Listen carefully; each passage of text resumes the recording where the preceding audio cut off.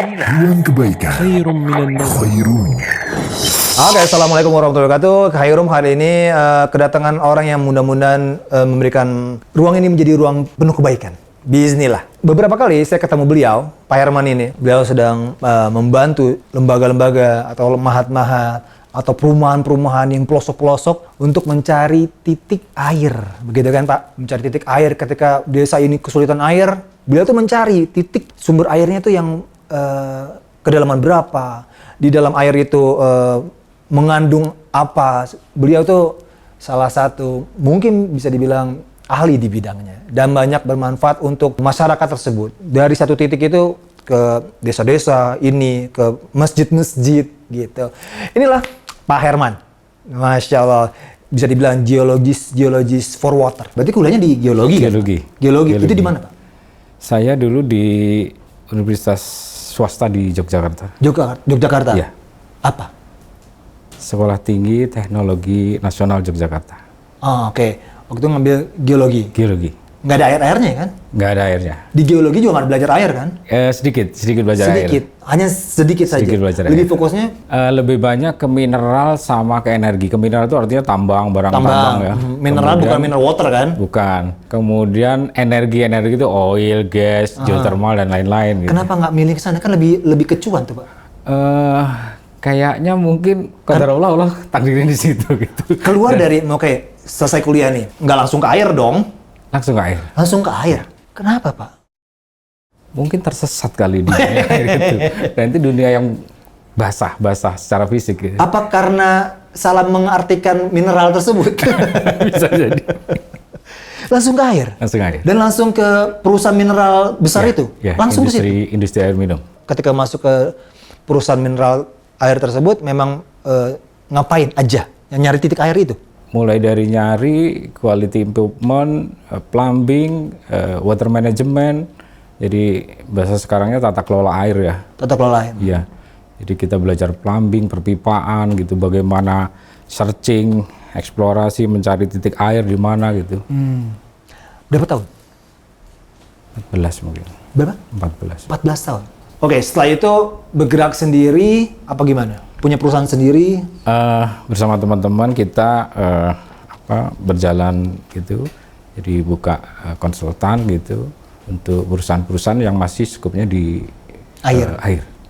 Perusahaan itu perusahaan air minum, perusahaan pabrik ya, pelayanan pabrik kan banyak ya, ada kapal-kapal juga yang pada transportasinya itu mereka juga membutuhkan air untuk di kapalnya gitu, untuk sanitasi di kapal. Oh, oke. Pelabuhan. Ya mereka itu biasanya menghubungi karena apa? Susahnya air di perusahaan tersebut. Iya, satu itu jadi masalah kapasitas. Rata-rata sih punya masalah sama kapasitas. Kalau kapasitasnya oke, punya masalah sama kualitas mutu airnya gitu. Kemudian kalau itu semua oke, karena masalah distribusi atau tata kelolanya gitu. Jadi manajemen airnya. Gitu. Oh, lalu kan Pak Herman ini juga mempunyai apa namanya, semacam jiwa sosial lah ya, yang memang pengen, ini ilmu saya tuh ya pengen bermanfaat, makanya saya bertemu Bapak ini di tempat-tempat yang sosial tersebut, mencari titik air di pelosok-pelosok yang nggak ada air, masjid-masjid pelosok-pelosok yang nggak bisa wudhu di sana. Itu awalnya gimana Pak? Jadi gini, dulu kita tuh sering ya, karena kita bakal juga nyekolahkan anak di pondok-pondok gitu, jadi kita sering dulu survei ke pondok-pondok ya. Dan setiap survei pondok, karena kita memang tukang air ya, jadi yang dilihat air dulu gitu. Nah ternyata kita sering temui tempat ini kok bukan tempat yang gampang air, tapi kok bisa ada pondok gitu, bisa ada fasum, ada masjid gitu. Pas kita istirahat, ada kemungkinan ini punya masalah sama air gitu. Nah dari situ kita itu kumpul, ada beberapa teman juga yang juga geologis juga gitu. Kemudian ada teman-teman yang dari luar geologis. Yuk gimana kalau kita kumpul, nanti kapan waktu kita bisa aplikasi ini beberapa teknik-teknik air nih gitu. Apa nyari airnya, titik airnya, apa nata pengelolaan airnya, apakah hanya cuman memberikan saran teknis, oh sebaiknya di sini tuh begini nih nyari airnya gitu. Terkadang hal sosial ini nggak harus keluar biaya kadang-kadang. Jadi kita hanya ngasih saran teknis soal bagaimana cara nyari air. Banyak yang kita hanya cuma lewat online, kita minta share lokasi, dari share lokasi itu kita cek koordinatnya, kemudian kita cek di peta geologi, hidrogeologi, oh air itu sebenarnya di sini nggak ada nih. Gitu. Itu cukup online aja? Iya. Nggak harus survei ke sana? Insya Allah ada posisi-posisi tertentu yang apabila data tersedia banyak gitu, di data-data pustaka, itu kita sudah bisa memberikan masukan banyak. Dan insya Allah pemerintah Republik Indonesia itu di bawah badan geologi, itu sudah punya peta yang diterbitkan, peta geologi dan peta hidrogeologi. Peta ini memuat jenis batuan, hampir se-Indonesia. Kemudian hidrogeologi, sistem batuan ini dihubungkan dengan kondisi air. Air tanah langka, produktivitas rendah, produktivitas tinggi, bahkan termasuk yang artesis pun ada di situ terlihat.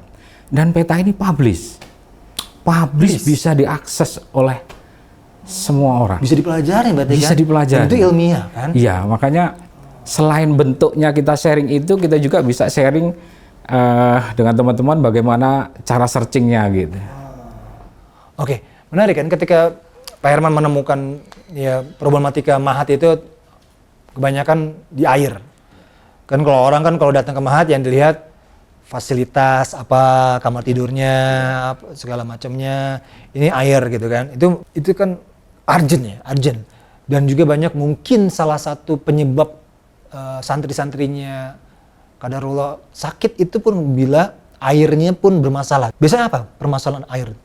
Jadi gini, kalau soal santri-santri mungkin ada yang punya masalah hanya karena efek air ya. Jadi umumnya air tidak cukup dan tidak bisa menjadi agen sanitasi di tempat itu. Agen sanitasi itu untuk bersih-bersih ya kalau bahasa kita. Jadi piring itu harus dibersihkan, alat dapur harus dibersihkan, semua harus dibersihkan. Agennya air. Ya. Kalau air itu tidak bisa jadi agen pembersih yang baik, itu efeknya akan jadi hal yang lain yang mungkin yang lebih buruk.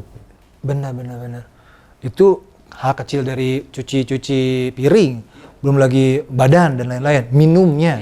Minum ada klasifikasi lagi ya, karena ada air sampai ke kelas air bersih, sampai kelas air minum. Mungkin mandi kita cukup kelas air bersih asal nggak gatal, airnya nggak bau, oke lah. Tapi kalau minum tuh grade-nya standarnya juga lebih tinggi di pemerintah Indonesia, juga ditetapkan lebih tinggi daripada air bersih. Iya, ketika dimasak bisa diminum. Apakah memang kalau dimasak jadinya jadi aman? Dimasak itu salah satu cara desinfeksi. Jadi desinfeksi itu cara ngebunuh bakteri ya. Jadi kalau bakteri itu ada dimasak, dipanasin, mereka mati lah gitu. Tapi itu harus dikasih jeda waktu karena bakteri juga punya pertahanan protektif diri yang dia harus dipanasin beberapa lama waktu baru dia mati. Jadi itu hanya salah satu. Salah 2 dan 3-nya masih ada desinfeksi yang lain, misalnya ozon, kemudian UV dan lain-lain. RO masuk dalam filtrasi, tetapi mereka tetap dikombinasi dengan UV, ultraviolet.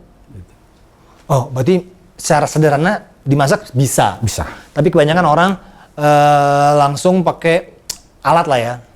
Ya UV tadi. Ya, karena udah banyak, karena kapasitasnya udah gede. Kalau ngerebus udah butuh gas banyak, kayu banyak gitu. Jadi kalau UV itu kan barang itu cuma dicolok listrik aja gitu kan. Ozon juga begitu. Itu cukup?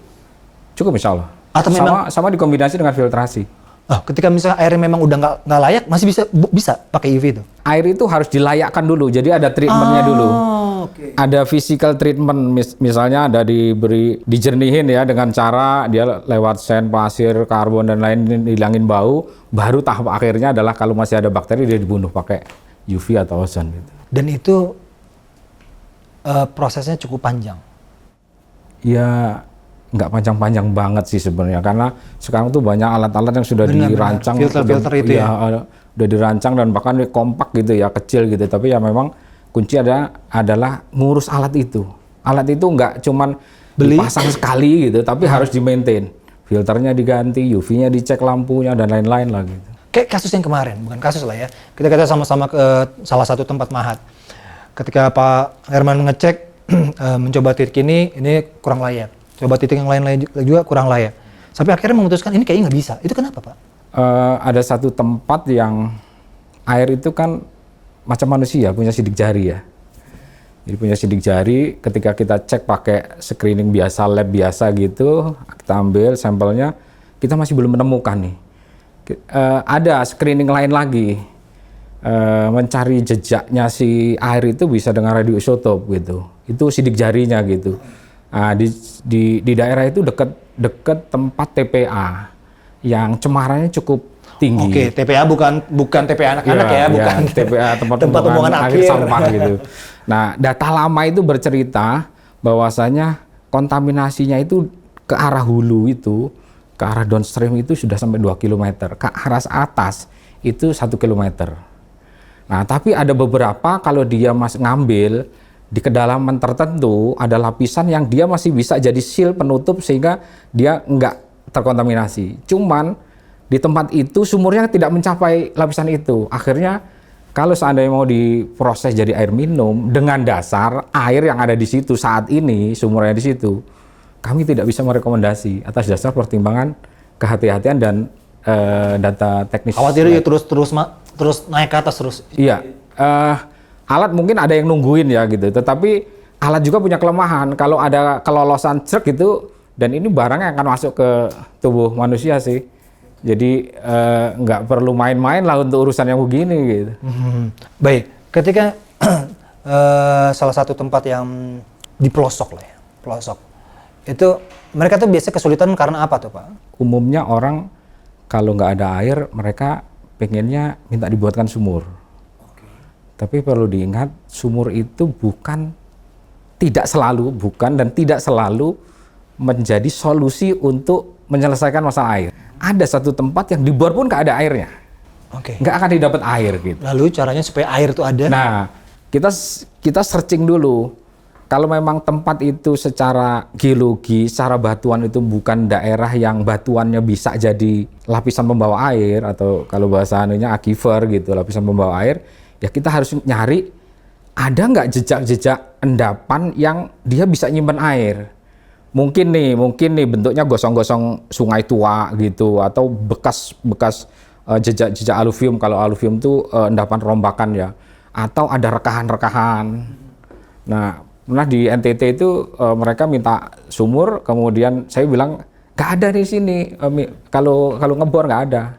Tapi coba deh turun ke lembah, karena di lembah itu terlihat pola-pola kelurusan.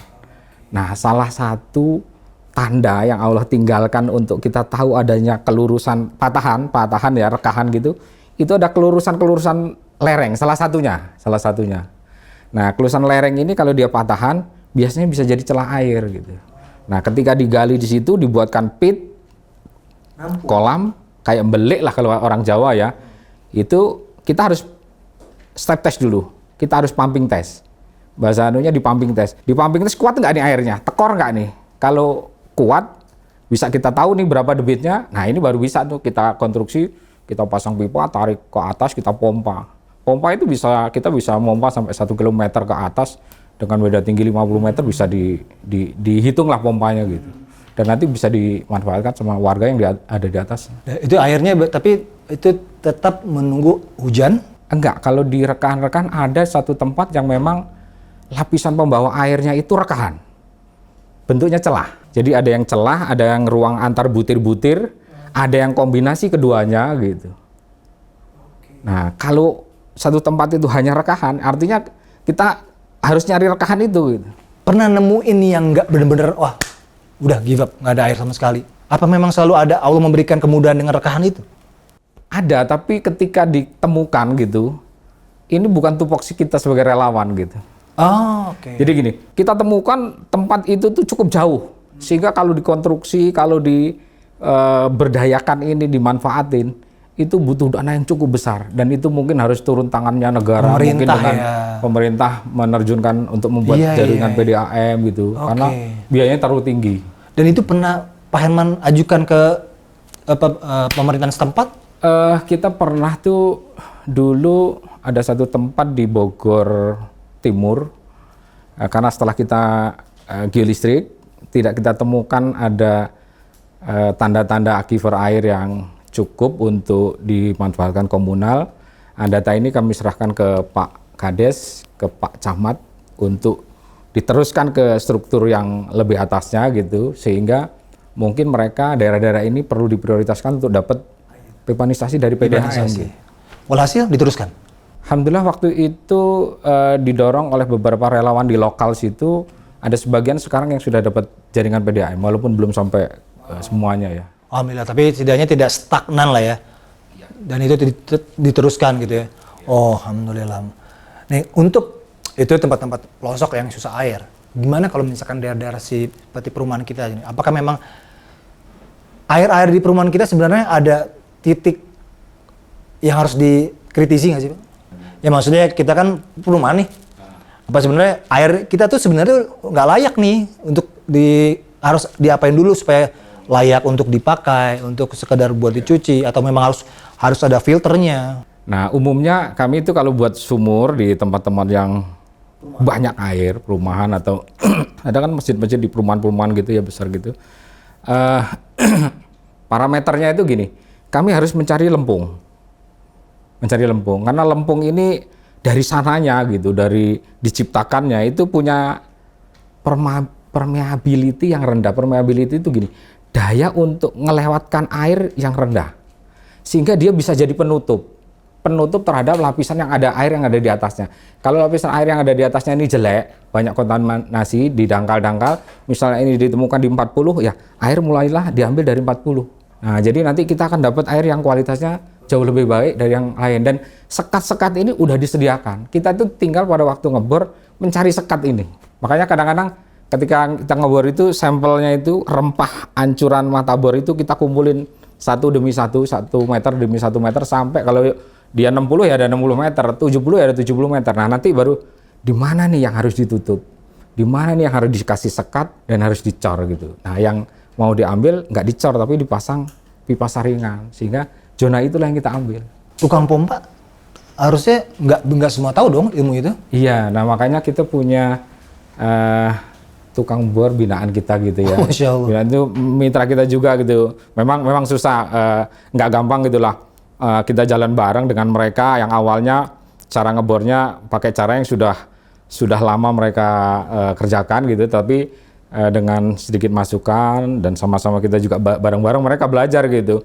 Pak, nanti kalau ngebor tolong cari ini ya, tolong simpan ini ya. Jadi kami bisa mengoreksi. Oh Pak, oke Pak, ini sudah ketemu. Nanti ditutup di sini ya gitu. Cara nutupnya begini. Kita nggak bisa ngerjainnya, megang alat bornya mungkin kita nggak kuat ya. Tapi dengan cara itu kita belajar dari mereka caranya. Kemudian kita tahu nih, oh ini lempung ini loh Pak, sekat nih loh. Pasang di sini ya gitu. Nah, setelah itu baru mereka 1 sumur, 2 sumur, 3 sumur. Berikutnya mereka akan paham. Berikut malah kita udah bisa lepas mereka. Misalnya teman-teman yang lain butuh, silakan dipakai untuk di masjid di mana pakai ini caranya. Tanda-tandanya apa Pak? Rempah-rempah batu-batunya itu? Rempah itu tuh kalau mata bor turun ke dalam bumi bikin lubang, kan dia pakai air didorong naik ke atas. Keluar. 1 meter itu pakai saringan atau pakai apa gitu ditangkap tuh si rempahnya itu, gerusannya. Nah, kalau pasir kan gerusannya kelihatan pasir. Kalau setelah lempung, pasir macam-macam. Ada yang juga batu, ada yang macam-macam nih. Nanti disimpan di gelas, dan gelas itu ada nomornya 1, 2, 3, 4, 5 sampai seterusnya. Jadi nanti kita juga bisa bikin kolom-kolom data kolom batuan yang jadi dasar si sumur itu berada gitu. Oh, berarti sumur ini ngambil lapisan segini, pipanya gambarnya seperti ini. Jadi nanti pun kalau ada perbaikan, maintenance, pompanya tahu dipasang di sini, pompanya berapa besarnya, berapa kW itu dia tahu. Selama ini ketika keliling Indonesia itu,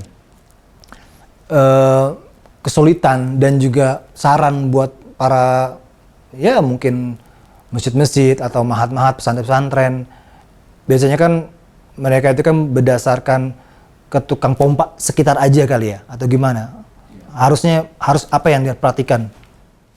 Ya, tukang-tukang pompa di banyak tempat mereka cukup berjasa ya, karena mereka hafal posisi air di mana gitu ya.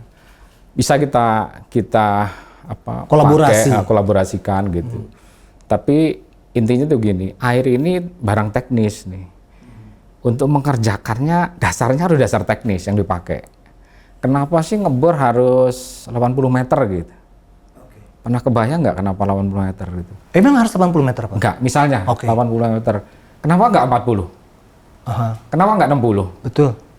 Pernah tahu nggak dasarnya apa kira-kira Iya, gitu? iya. Jadi nggak boleh juga tebak-tebakan. Bener, soalnya kalau kita pompa di rumah ya, itu kan standar 30 aja cukup. Itu kan 40 gitu ya. Iya, iya. Jadi kalau kita nggak punya data di satu tempat, nggak ada data sumur terdahulu, kondisi terbaik, ya kita lakukan dengan cara teknis, namanya geolistrik. Nah, geolistrik resistivity yang mengukur tahanan jenis, nanti dia akan bisa ngeliatkan mana sih posisi yang ada air, mana yang nggak ada air gitu. Oh, ternyata ada air itu antara 60 sampai 80 gitu. Artinya kalau kita mau ngerencanain ngebor, ya oke nih. Kita rencanain sampai 80 nih misalnya, atau sampai 70 gitu. Nah, kalau 80 kan artinya ada dasarnya kan. Dasarnya data geolistrik. Jadi nggak tebak-tebakan. Jangan-jangan 50 gitu. 50 ternyata belum, tinggal dikit lagi gitu. Masuk ke zona yang kita sebut lapisan pembawa air tadi.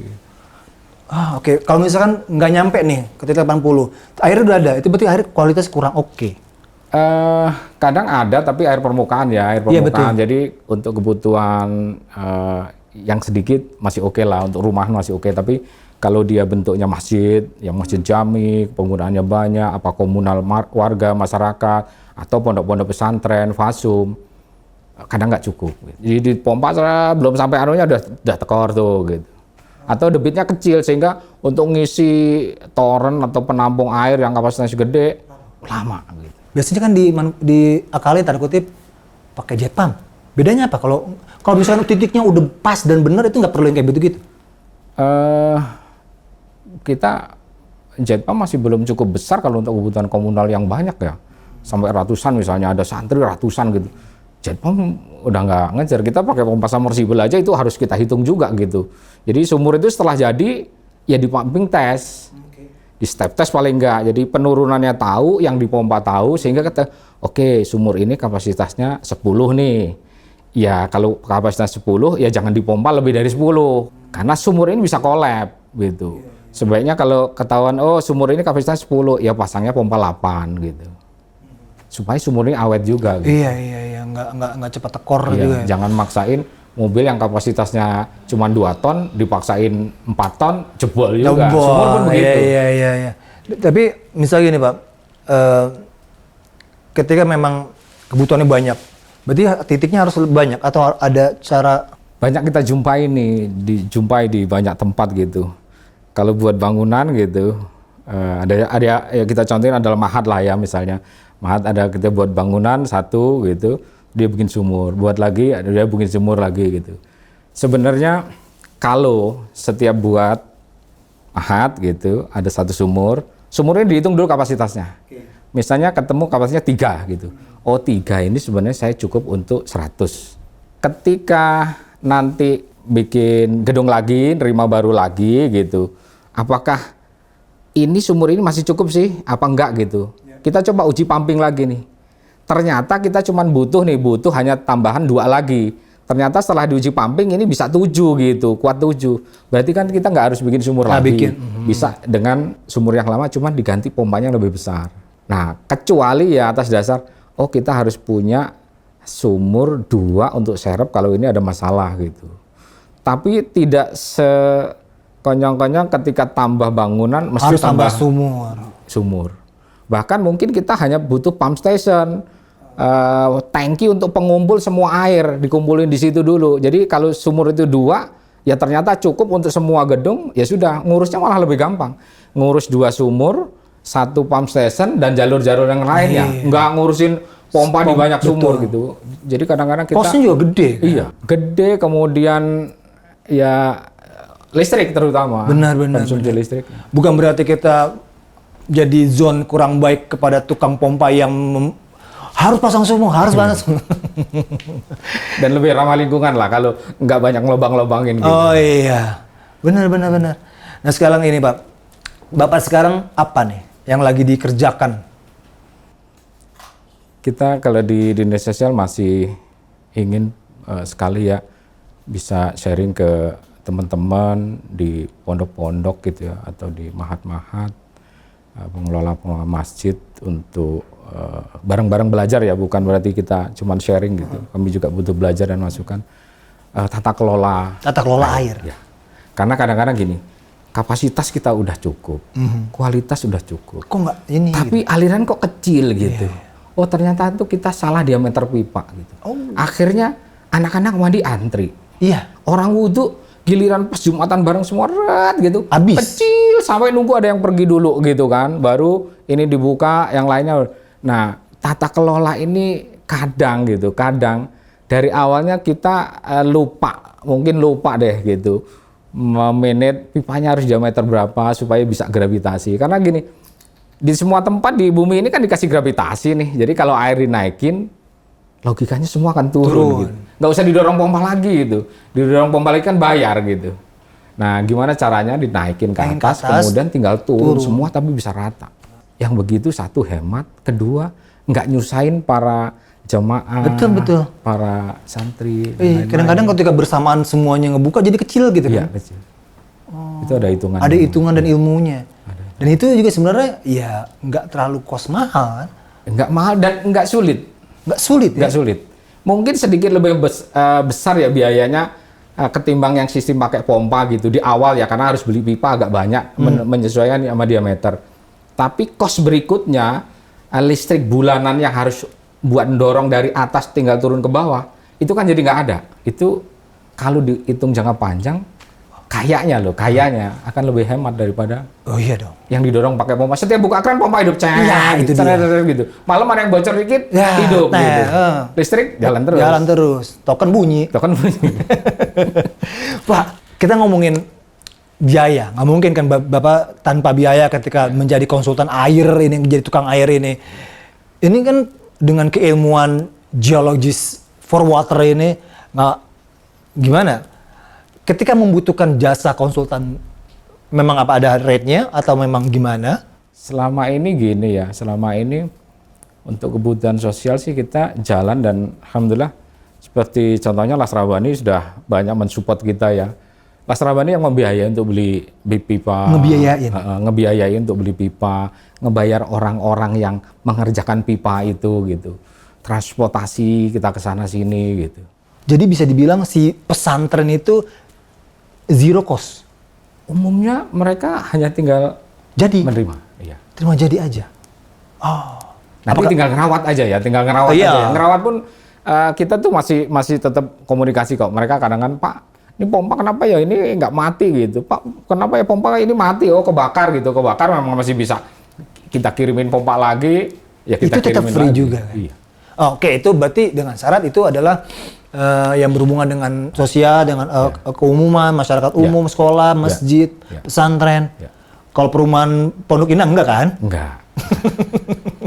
Pelabuhan enggak. Kalau ada klaster-klaster baru gitu. Iya, ada kan? Perumahan yang minta bantu, Pak, kita tolong kami dibuatin Pak tata kelolanya gitu. Pipanya harus seperti apa? Itu beda dong. Itu memang ya, karena mereka unit usaha, unit komersil. Gitu. Dengan keilmuan itu memang sah-sah aja ada rate-nya. Tapi ketika teman-teman mungkin punya masjid besar, jami, atau ada pesantren-pesantren yang permasalahan di air, ini bisa dibantu oleh keilmuan dan timnya dari Pak Herman. Dan tentunya alhamdulillah dibantu dengan Las Rabani, Pak. Jadi pengajuan aja ya, pengajuan ke nanti akan disurvei. Awalnya mereka mengirim koordinat dulu, karena kami harus mempelajari dulu nih tempat ini. Jadi belum sampai kita survei jauh-jauh nih, kita cek dulu koordinat. Karena gini, dari koordinat itu kita bisa cek-cek semua ya. Kalau di dunia geologi ada ilmu namanya penginderaan jauh, dan kita juga mempelajari itu. Jadi mungkin ini kulit luarnya penginderaan jauh, sehingga dengan koordinat itu kita bisa tahu nih kira-kira pola umum air itu kemana gitu. Jangan-jangan nggak ada air gitu. Jangan-jangan adanya nggak di situ, tapi agak geser dikit. Jangan-jangan dia ngikuti jalur rekahan gitu. Sama di tempat-tempat bencana juga gitu. Ketika di tempat bencana, gitu, air hilang di zona gempa bumi seperti waktu Cianjur. Kita kan nggak mungkin dalam waktu dekat harus bikin sumur. Bikin sumur 1 minggu. Sementara mereka dalam beberapa hari rumahnya hancur, mereka aja udah nggak mandi gitu. Jadi penginderaan jauh untuk ngelihat jalur rekahan yang mungkin air akan keluar hilang, air sumur hilang kan, pasti dia lari ini. Larinya kemana? Kita cari lembahan yang punya kesejajaran itu. ketika kita ketemu di situ dan kita udah nggak usah harus ngebor, turunin aja toren, pasang pompa penampung, tarik listrik, kita koordinasi sama PLN, minta dilosin strumnya, kita pompa ke atas, udah di atas sediain toren-toren. Itu yang kejadian di Cianjur. Hitungan jam aja berarti? Gimana? Hitungannya hitungan jam atau? Hari lah, mungkin 1 hari. Satu hari? Ya, karena relawan pergi, saya jaga di base camp nih. Oh, ke arah sini ya, ke arah sini, itu di depan ada lembahan, bisa begitu biasanya. Itu pakai alat khusus nggak sih? Nyari? Enggak. Mereka cuma kita bawain TDS EC supaya untuk ngecek TDS total dissolved solid, itu daya hantar listriknya juga. Itu jadi ini air ini sama ini sebenarnya sejenis nih, satu jajaran air yang sama gitu. Oke, bisa berarti kita ambil. Nanti kita tinggal tarik kabel, kita kirim pipa, kita kirim pompa, kita kirim toren. Tuh teman-teman, kalau misalkan bukan teman-teman lah ya, para pemangku yang punya pesantren dan lain-lain yang mungkin kesulitan bisa, ya mungkin kalau nggak ngubungin Pak Herman, ngubungin Laksabani aja ya, karena kan lebih ke sana, nanti akan dibantu, nanti Frankie mungkin yang akan datang ke sana. Kirim koordinatnya gimana Pak? Sherlock, simple lah, pokoknya semua handphone asal ada Sherlocknya bisa ada, misalnya. Titiknya ya kurang lebih kalau misalkan nggak tepat ya kondisi di sana lah ya. Ya, di posisi itu, dan tidak harus sebenarnya dia di lokasi, karena Sherlock itu kan bisa dia titikkan di notasi gitu kalau dia tahu gitu, dan nggak harus datang sampai ke bawah lembah, nggak usah dinotasi terus dikirim. Sherlock, oke, sip. Jadi mudah, insya Allah mudah, dan ini menjadi kebaikan buat teman-teman, apalagi air ya di sana. Sedekah terbaik insya Allah adalah air. Di sana air mengalir, di sana juga jariah buat Anda. Dan teman-teman kalau mau mendapatkan jariah juga bisa. Ada saling tahun untuk ya ini kayak misalkan Laksabani ngebantu membuka titik air, Anda bisa bagian dari pengairan air dan jariah ada di sana. Khairum, Pak Herman. Assalamualaikum warahmatullahi wabarakatuh.